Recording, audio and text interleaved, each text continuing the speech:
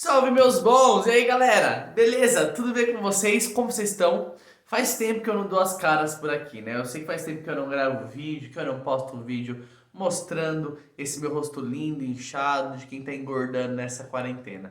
Mas a gente vai ter aula hoje, vai ter uma super videoaula. Na verdade a gente vai fazer um resumão de dois vídeos que eu já postei aqui. Então se você ainda não assistiu os outros vídeos do canal, mano, vai aparecer um card aqui em algum lugar que eu vou colocar. Vai aparecer um card aqui e você acessa o bagulho lá, hein? Que eu fiz com muito carinho e tá muito legal as nossas aulas sobre Idade Média. E eu vou começar fazendo uma coisa que eu nunca fiz. Eu vou pedir para que você se inscreva no canal. Então aqui embaixo, que eu acho, um lugar por aqui embaixo, tem um botãozinho vermelho escrito inscreva-se, vermelho que é cor de amor, que tá te chamando, tá ali palpitando. Se inscreve no canal desse por legal, se inscreve por favor e dá um like também, tá? Não esquece de dar um like porque eu gosto de ver que as pessoas gostaram do que eu fiz, né? Então, isso é importante, isso ajuda a gente. Beleza? Na nossa videoaula de hoje a gente vai ter um catadão de um pouco de como foi a Idade Média e do que era o feudalismo, só pra gente relembrar um pouco do que a gente falou nos últimos vídeos. E aí, de novo, se você quiser assistir detalhado, é só acessar os vídeos que já tem no canal. A gente precisa entender que a Idade Média se passou num período de mais ou menos 1000 anos. Então, cara, não vai querer estudar esse período todo como se fosse uma única coisa, não. Teve momentos diferentes da história. E a gente está falando de um continente, claro que nada acontecia igual em todos os lugares desse continente. É impossível que isso aconteça. Se no Brasil, que é um país, tudo bem, que é um país de tamanho continental, as coisas não são iguais nas diferentes regiões do país, imagina num continente inteiro como era a Europa. Ok? Então as coisas aconteciam de forma diferente. Por isso a gente costuma dividir a Idade Média em dois períodos. Alta Idade Média, que vai ali mais ou menos da queda do Império Romano no ano 476 até mais ou menos o ano 1000 no século X. E depois a Baixa Idade Média, que vai ali do século X até o século XV, mais ou menos o ano 1453, que é quando cai o Império Bizantino. Tudo bem que tem várias marcas para o fim da Idade Média, aliás, tem gente que acha que a Idade Média se estendeu até hoje. Então a gente não vai ficar muito preso nessas datas não, mas lembrar que tem dois períodos para a gente estudar. E por quê? Porque cada período é marcado por características diferentes. Características que, aliás, ainda assim são muito pobres para descrever esses períodos. Porque é claro, gente, que aconteceu muito mais coisa e que a vida era muito mais diversificada do que essas categorizações que a gente costuma colocar nas coisas. Quando a gente fala de alta Idade Média, a primeira coisa que talvez venha na nossa mente é o feudalismo. E aí tem uma confusão que a gente costuma fazer. Professor, é fake ou é fato que feudalismo e Idade Média é a mesma coisa? É fake, tudo bem? Idade Média é uma coisa, feudalismo é outra coisa. Se você confundir isso... Ah, mas se você confundir isso... Meu boné quase caiu aqui. É diferente. Idade Média é o período histórico que a gente está estudando. Feudalismo é o sistema político, econômico, social que predominou na Europa durante esse período histórico. Por que a gente chama o feudalismo de sistema político? Porque a divisão de terra, de propriedade, de poder mesmo, político, de ação, de decisões, ele era estabelecido por senhores feudais. Então, quando aqueles povos migram para a Europa, eles dividem todo aquele território em feudos. E os senhores feudais vão ser a maior autoridade nos seus feudos. Esses caras são eles que vão determinar qual é o tipo de moeda, como vai se dar o comércio nesse território, se vai ter comércio, se não vai ter comércio nesse território, como é que as coisas funcionarão mesmo, porque o feudo é dele. E ele é a maior autoridade. Então o feudo é praticamente uma propriedade privada em que o senhor feudal permite que os seus servos morem. E por isso eles precisam pagar tantas taxas para esse cara. Porque é como se ele emprestasse as terras dele para que aquela população morasse, e aí em troca eles precisavam produzir para esse senhor feudal. É um sistema também econômico, porque ele determinava como ia funcionar a economia. Vamos começar aqui pelo modo de produção. Quando a gente acha que a Idade Média é aquele período da história em que as pessoas só viviam da terra e que a gente pensa, logo na hora que a gente pensa em Idade Média, a gente pensa em trabalho do campo, trabalho agrário. É justamente por causa do feudalismo. Porque o modo de produção feudal acontecia no feudo, que era uma grande propriedade rural, agrária. Então a forma de produção era uma maneira de produção agrária, tudo bem? E os insumos que eram produzidos eram, na maior parte das vezes, para consumo próprio. Por isso, quase que não existe comércio, tipo, na Idade Média, sabe? Não é que deixou de existir, mas diminui muito o ritmo comercial na Idade Média, porque tudo que você precisava, você produzia dentro do feudo. E como você produzia as coisas dentro do feudo, as relações comerciais elas eram mais baseadas na troca, tipo, eu preciso de arroz, aí meu feudo aqui do lado produz mais arroz do que eu. E aí você troca com esse cara com uma coisa que você produz mais, do que no dinheiro, tipo, você comprar as coisas. Por isso que a gente pode falar que o feudalismo foi um sistema praticamente amonetário. Praticamente porque não foi durante todo esse período amonetário, porque em alguns feudos existiam sim moedas. Tudo bem? Se eu falar que foi amonetário, eu tô generalizações, generalizando. Não. Não foi um período completamente amonetário, mas quase. Quase que completamente amonetário. Foi um sistema cultural, porque cada região, cada feudo tinha sua própria forma de manifestação cultural, de música, de arte, de festas populares que mudavam muito de uma região para outra. Mas tinha uma coisa muito importante, que a gente vai usar aqui como se fosse um cimento durante a Idade Média mesmo, era a religião. O cristianismo foi adotado como a religião oficial lá no fim do Império Romano e vai ser ele que durante toda a Idade Média vai ser o cimento da Europa. O que vai dar característica para a cultura europeia é o cristianismo, mais particularmente o catolicismo. São eles que vão ser responsáveis por unir todos aqueles feudos que eram separados. Então a gente tinha um poder que era descentralizado, não tinha um único governante, mas tinha uma coisa em comum entre todo mundo. Embora em cada feudo pudesse ter um dialeto diferente, ter festas diferentes, ter uma forma de cozinhar arroz diferente, tinha uma coisa em comum entre todo mundo. Todo mundo era cristão. O cristianismo tinha se difundido e ele vai funcionar aqui pra gente como uma espécie de cimento cultural.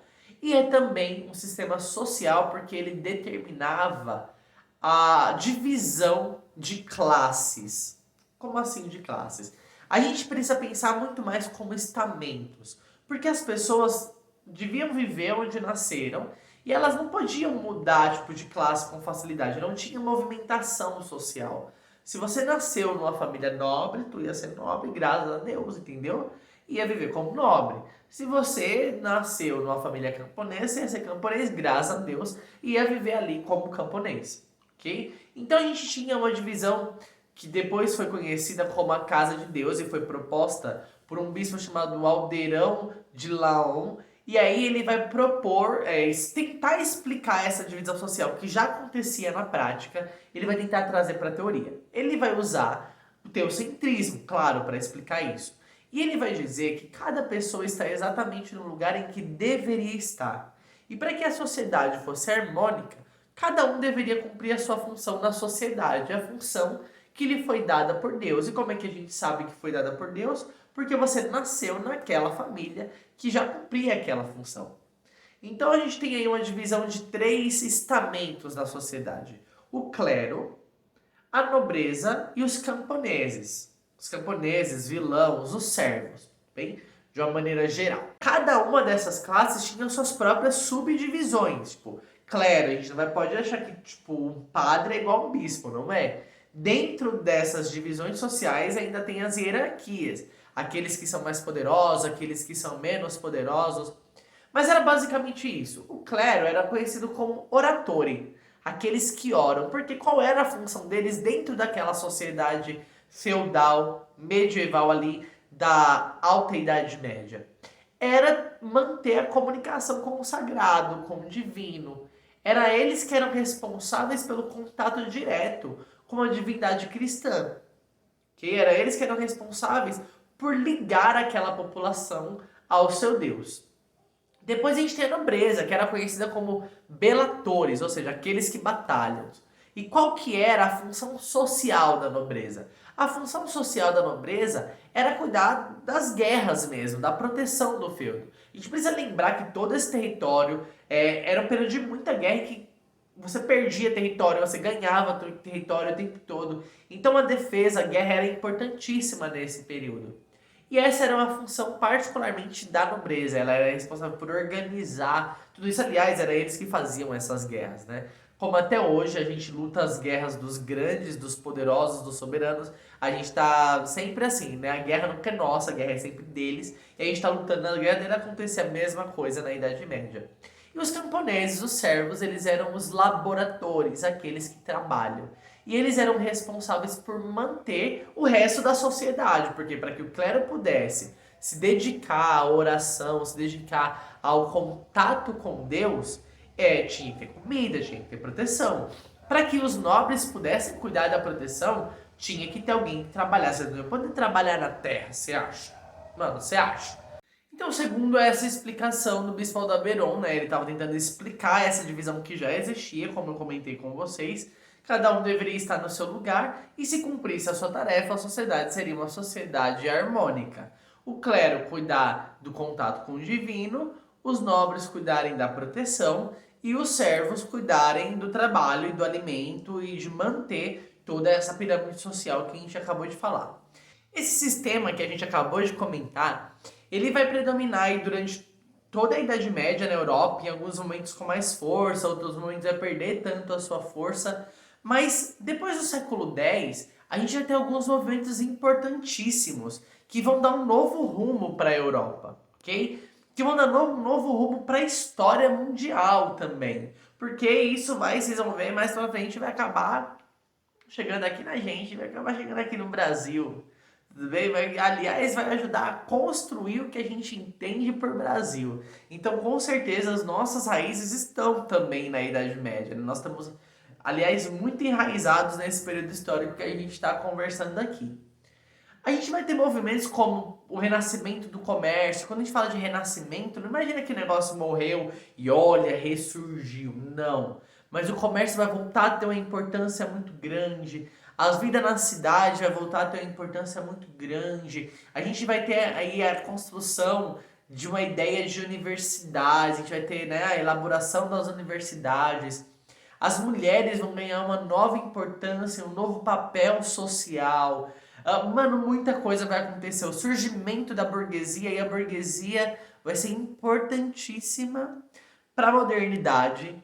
Aliás, é a burguesia que vai promover todas as mudanças estruturais que a gente conhece aí no período da modernidade. Ela nasce na Idade Média, nesse período histórico que a gente vai começar a comentar agora, que é a Baixa Idade Média. Então a Baixa Idade Média vai proporcionar pra gente diversas mudanças. E o maior legado que a Idade Média vai deixar pra gente é esse.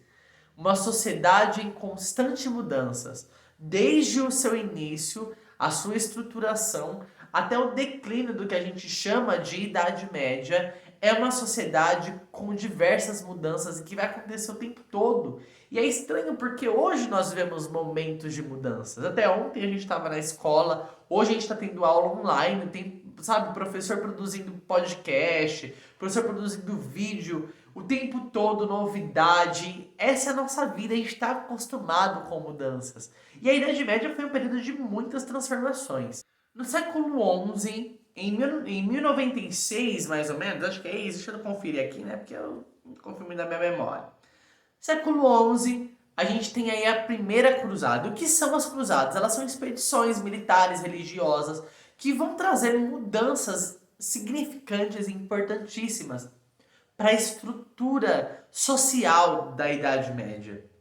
Por causa das cruzadas, a gente vai ter um fortalecimento no comércio muito grande e a vida na cidade vai renascer. Então a gente tem, a partir de uma guerra, porque as cruzadas eram chamadas de guerras santas, a partir de uma guerra a gente tem diversas mudanças dentro dessa sociedade. E talvez a mais importante da gente comentar aqui, e que eu pelo menos vou dar um destaque para vocês, é justamente o retorno da vida na cidade.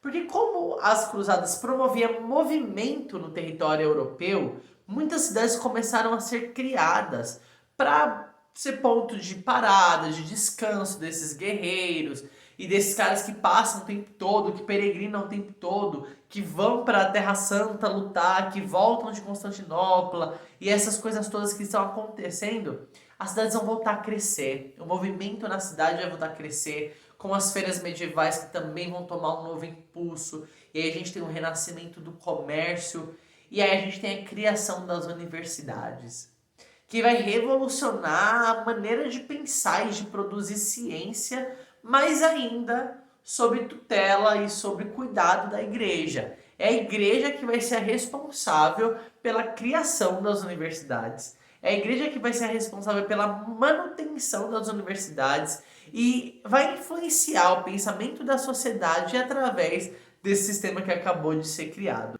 Tudo isso pode ser visto com mais detalhe nos vídeos que eu já preparei para vocês e que eu recomendei, inclusive, e que vocês podem assistir novamente. O que fica pra gente? A Idade Média não era um período de trevas, muito pelo contrário, a Idade Média é um momento de muitas mudanças. E tudo o que acontece na Idade Moderna já tem as suas raízes e o seu início lá na Idade Média. E é disso que a gente vai falar daqui a pouco em outros vídeos que eu vou preparar para vocês. A gente vai estudar um pouco melhor sobre essa sociedade moderna que nasce da Idade Média, a começar pelo Renascimento. O Renascimento é muito mais medieval do que a gente imagina. Aliás, as temáticas dos pintores e das esculturas e dos cientistas renascentistas ainda também está afirmada no teocentrismo, que talvez seja a principal forma de pensamento que predomina durante a Idade Média. A ideia de que o contato com o divino é importante e faz parte da sociedade. Bom, galera, eu espero que vocês tenham gostado dessa aula, desse resumão que a gente fez e que tenha talvez, pelo menos, aguçado em você o desejo de pesquisar mais, de estudar mais, não parar nisso que eu tô falando, beleza? A gente se encontra mais pra frente, agora a gente vai ter mais vídeos. Tô pensando aí em fazer alguns podcasts, não é promessa, mas tô pensando em fazer alguns podcasts. Eu espero que vocês gostem, que vocês compartilhem tudo isso. A gente se vê mais pra frente, foi um prazer inenarrável encontrar cada um de vocês. Não esqueçam de beber água, de manter a carteirinha de vacinação em dia e até mais. Falou!